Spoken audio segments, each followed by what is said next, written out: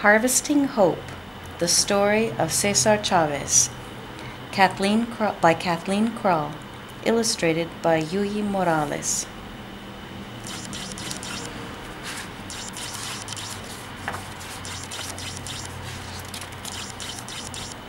Until Cesar Chavez was 10, every summer was like a fiesta. Relatives swarmed onto the ranch for barbecues with watermelon, lemonade, and fresh corn. Cesar and his brothers and sisters and cousins settled down to sleep outside, under netting to keep mosquitoes out. But who could sleep, with uncles and aunts singing, spinning ghost stories, and telling magical tales of life back in Mexico? Cesar thought the whole world belonged to his family. The 80 acres of their ranch were an island in the shimmering Arizona desert, and the starry skies were all their own. Many years earlier, Cesar's grandfather had built their spacious adobe house to last forever, with walls 18 inches thick.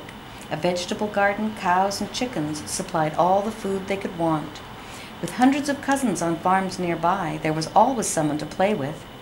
Cesar's best friend was his brother Richard. They never spent a day apart. Cesar was so happy at home that he was a little afraid when school started. On his first day, he grabbed the seat next to his older sister Rita. The teacher moved him to another seat, and Cesar flew out the door and ran home. It took 3 days of coaxing for him to return to school and take his place with the other first graders. Cesar was stubborn, but he was not a fighter. His mother cautioned her children against fighting, urging them to use their minds and mouths to work out conflicts. Then, in 1937, the summer Cesar was 10, the trees around the ranch began to wilt. The sun baked the farm soil rock hard. A drought was choking the life out of Arizona. Without water for the crops, the Chavez family couldn't make money to pay its bills. There came a day when Cesar's mother couldn't stop crying. In a daze, Cesar watched his father strap their possessions onto the roof of their old car. After a long struggle, the family no longer owned the ranch. They had no choice but to join the hundreds of thousands of people fleeing to the green valleys of California to look for work. Cesar's old life had vanished. Now he and his family were migrants, working on other people's farms, crisscrossing California, picking whatever fruits and vegetables were in season. When the Chavez family arrived at the first of their new homes in California, they found a battered old shed. Its doors were missing and garbage covered the floor. Cold, damp air seeped into their bedding and clothes. They shared water and outdoor toilets with a dozen other families, and overcrowding made everything filthy. The neighbors were constantly fighting, and the noise upset Cesar. He had no place to play games with Richard. Meals were sometimes made of dandelion greens gathered along the road. Cesar swallowed his bitter homesickness and worked alongside his family.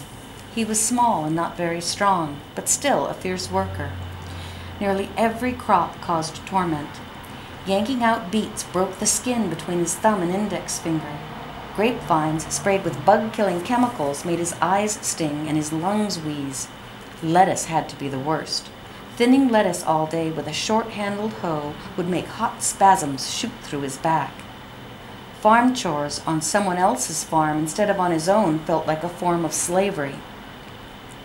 The Chavez family talked constantly of saving enough money to buy back their ranch. But by each sundown, the whole family had earned as little as 30 cents for the day's work. As the years blurred together, they spoke of the ranch less and less. The towns weren't much better than the fields. White trade-only signs were displayed in many stores and restaurants. None of the 35 schools Cesar attended over the years seemed like a safe place either. Once, after Cesar broke the rule about speaking English at all times, a teacher hung a sign on him that read, "I am a clown. I speak Spanish." He came to hate school because of the conflicts, though he liked to learn. Even he considered his 8th grade graduation a miracle. After 8th grade, he dropped out of school. He dropped out to work in the fields full-time. His lack of schooling embarrassed Cesar for the rest of his life. but as a teenager he just wanted to put food on his family's table. As he worked, it disturbed him that landowners treated their workers more like farm tools than human beings. They provided no clean drinking water, rest periods, or access to bathrooms. Anyone who complained was fired, beaten up, or sometimes even murdered. So, like other migrant workers, Cesar was afraid and suspicious whenever outsiders showed up to try to help. How could they know about feeling so powerless? Who could battle such odds? Yet Cesar had never forgotten his old life in Arizona and the jolt he'd felt when it was turned upside down. Farm work did not have to be this miserable. Reluctantly, he started paying attention to the outsiders. He began to think that maybe there was hope. And in his early 20s, he decided to dedicate the rest of his life to fighting for change. Again, he crisscrossed California, this time to talk people into joining his fight. At first, out of every 100 workers he talked to, perhaps one would agree with him. One by one. This was how he started. At the first meeting Cesar organized, a dozen women gathered. He sat quietly in a corner.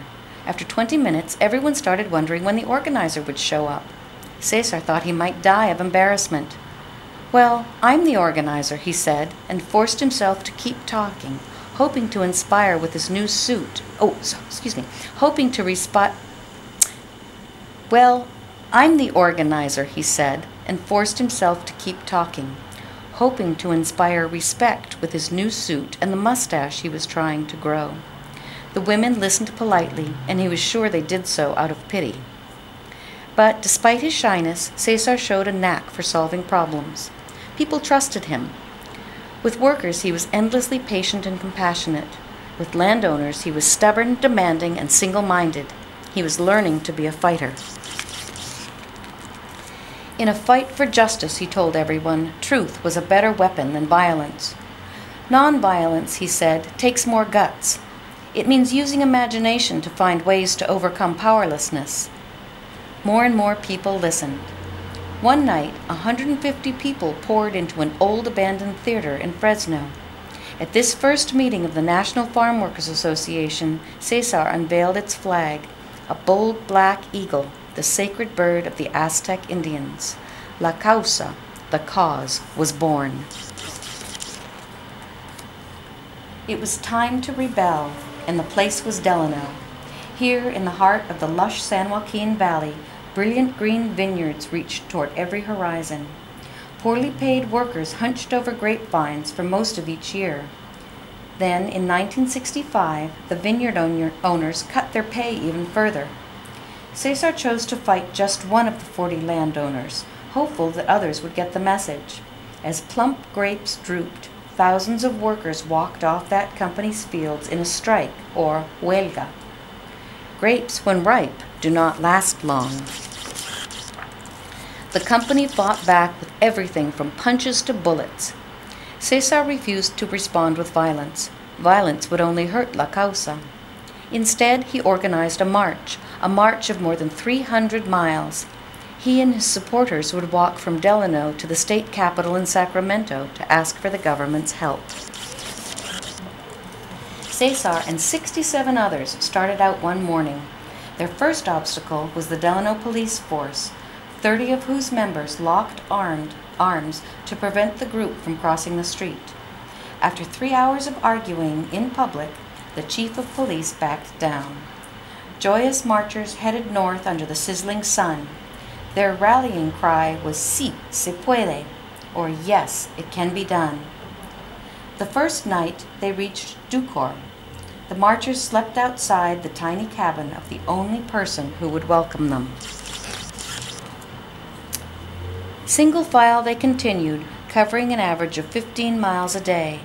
They inched their way through the San Joaquin Valley, while the unharvested grapes in Delano turned white with mold. Cesar developed painful blisters right away. He and many others had blood seeping out of their shoes. The word spread. Along the way, farm workers offered food and drink. As the marchers passed by, when the sun set, marchers lit candles and kept going. Shelter was no longer a problem. Supporters began welcoming them each night with feasts. Every night was a rally. "Our pilgrimage is the match," one said, "that will light our cause for all farm workers to see what is happening here." Another cried, "We seek our basic God-given rights as human beings. Viva la causa!" Eager supporters would keep the marchers up half the night talking about change. Every morning the line of marchers swelled, Cesar always in the lead. On the 9th day, hundreds marched through Fresno. The long, peaceful march was a shock to people unaware of how California farm workers had to live. Now, students, public officials, religious leaders, and citizens from everywhere offered help. For the grape company, the publicity was becoming unbearable. On the vines, the grapes continued to rot. In Modesto, on the 15th day, an exhilarated crowd celebrated Cesar's 38th birthday. 2 days later, 5,000 people met the marchers in Stockton with flowers, guitars, and accordions. That evening, Cesar received a message that he was sure was a prank. But in case it was true, he left the march and had someone drive him all through the night, to a mansion in wealthy Beverly Hills. Officials from the grape company were waiting for him. They were ready to recognize the authority of the National Farm Workers Association, promising a contract with a pay raise and better conditions. Cesar rushed back to join the march. On Easter Sunday, when the marchers arrived in Sacramento, the parade was 10,000 people strong. From the steps of the state capitol building, the joyous announcement was made to the public. Cesar Chavez had just signed the first contract for farm workers in American history. The parade erupted into a giant fiesta. Crowds swarmed the steps, some people cheering, many weeping. Prancing horses carried men in mariachi outfits. Everyone sang and waved flowers or flags. They made a place of honor for the 57 marchers who had walked the entire journey. Speaker after speaker, addressing the audience in Spanish and in English, took the microphone. "You cannot close your eyes and your ears to us any longer," cried one. "You cannot pretend that we do not exist." The crowd celebrated until the sky was full of stars. The march had taken its toll. Cesar's leg was swollen and he was running a high fever. Gently, he reminded everyone that the battle was not over. It is well to remember there must be courage, but also that in victory there must be humility. Much more work lay ahead, but the victory was stunning. Some of the wealthiest people in the country had been forced to recognize some of the poorest as human beings. Cesar Chavez had won this fight without violence, and he would never be powerless again.